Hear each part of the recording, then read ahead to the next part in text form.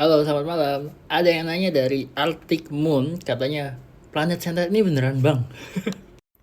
Oke, gue emang udah lama nggak dengar tentang Setna, tapi Setna itu beneran. Jadi gue ingat banget pertama kali tahu tentang Setna itu dari majalah kreatif guys. Jadi kalau kalian mungkin udah gede ya di tahun 2000-an, itu majalah kreatif itu kayak simbolnya tuh Bona gajah pink. Ingat ya? Nah, jadi ada satu tema majalah kreatif yang membahas luar angkasa dan salah satu artikelnya itu tentang Setna. Jadi Setna ini lumayan penting karena gara-gara Setna, Pluto itu dipecat dari planet, guys. Jadi kok bisa penemuan Setna itu menyebabkan Pluto dipecat dari planet? Gini ceritanya. Jadi pada tahun 1800, kita tuh mengenal langit tuh lebih simpel dari sekarang, guys. Kita cuma mengenal di langit tuh ada planet, ada bulan, ada matahari, dan ada mungkin ada komet gitu kan. Nah, kita tuh nggak tahu di luar angkasa itu sebenarnya ada asteroid, ada dua planet. Kita nggak tahu tuh kayak gitu tuh. Jadi pas kita mengenal planet di langit di tahun 1800, kita cuma mengenal Merkurius, Venus, Mars, Jupiter, Saturnus. Uranus, Neptunus, sama Pluto tuh belum ditemuin. Sampai aja di zaman modern kita tuh mulai menemukan sabuk asteroid gitu kan. Ada Ceres ya, asteroid yang gede banget. Terus ada Pluto ditemuin, Uranus dan Neptunus ditemuin lewat teleskop. Dan kemudian di tahun 2000-an, di tahun 2003 tepatnya, ditemukanlah satu objek yang menggegerkan. Objek ini ditemukan di 14 November 2003 dan itu gue inget banget, itu berita di mana-mana. Geger, planet ke-10 ditemukan gitu katanya.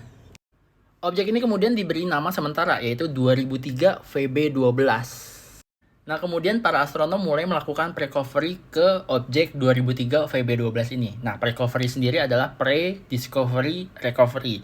Sebuah metode buat mengetahui ini objek ini udah pernah nggak sengaja kepotret nggak sih sebelumnya. Jadi mereka tuh mulai melakukan pencarian ke observasi sebelumnya. Dimana kemungkinan besar objek ini pernah kefoto di observasi-observasi sebelumnya.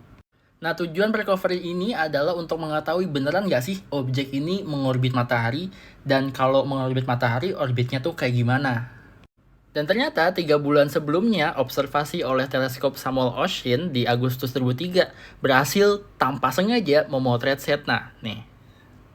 Dan ditemukan lagi di tahun 2001 dan 2002 oleh program Near Earth Asteroid. Setna juga ketangkep oleh program tersebut. Dari data-data prediscovery tadi dan observasi setelahnya, astronom berhasil memperkirakan orbit Setna itu punya orbit yang elips dan sangat eksentrik, sangat miring terhadap bidang plane tata surya. Dengan aphelion dari Setna itu 937 astronomical unit atau 937 kali jarak bumi matahari, dan perihelionnya, titik terdekat dengan mataharinya, itu sekitar 76 astronomical unit atau 76 kali jarak bumi matahari. Nah, ini adalah ilustrasi Setna oleh artis ya, jadi bukan gambar asli nih. FYI. Jadi, karena Setna itu orbitnya sangat aneh dan sangat elips, para astronom itu teringat akan orbit yang sama yang dimiliki oleh planet kita, yaitu planet ke-9, Pluto. Nah, ini Pluto nih. Jadi, para astronom mulai khawatir sama Pluto. Karena apa? Karena kok Setna orbitnya mirip Pluto gitu. Dan dari sini para astronom tuh mulai memikirkan kalau Setna itu berhasil ditemukan, dan memang ada beberapa objek lain yang ditemukan bersamaan dengan ditemukannya Setna.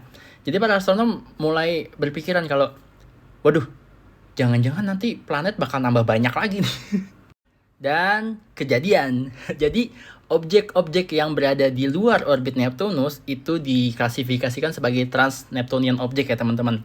Dan semenjak penemuan Setna, ditemukanlah trans-Neptunian object yang lain, ya TNO yang lain. Gonggong, Quasar, Orcus, Salacia, 2002 MS, Makemake, Haumea, Eris, dan Pluto termasuk. Jadi para astronom itu mulai, wah, gak bisa nih. Nanti planetnya kebanyakan. Nanti kita gimana ini mengklasifikasinya gitu. Jadi, untuk menyelesaikan masalah itu, ya salah satunya adalah rapat bersama International Astronomical Union pada tahun 2006.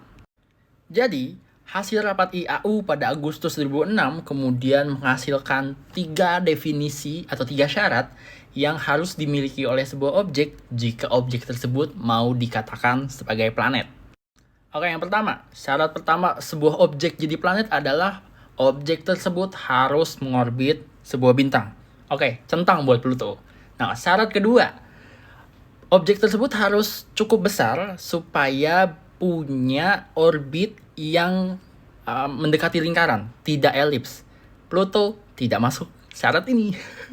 Dan syarat ketiga, objek tersebut harus mampu membersihkan orbitnya dari objek-objek kecil yang menyampahi orbitnya. Kayak misalnya Jupiter mampu untuk menyapu orbitnya dari asteroid-asteroid. Jadi asteroid-asteroid itu menjauhi Jupiter gitu, atau mengikuti Jupiter dari belakangnya. Nah, Pluto kayaknya nggak masuk syarat ini. Nah, jadi kesimpulannya, penemuan Sedna ini walaupun di awal bikin geger dan digadang-gadang sebagai planet ke-10, ternyata membuat astronom itu berpikir ulang tentang definisi planet yang akhirnya menyeret Pluto tidak punya status sebagai planet lagi, tapi punyanya status sebagai dwarf planet atau planet kerdil, sama dengan Sedna dan objek-objek transneptunian yang lain gitu. Oke, semoga berguna.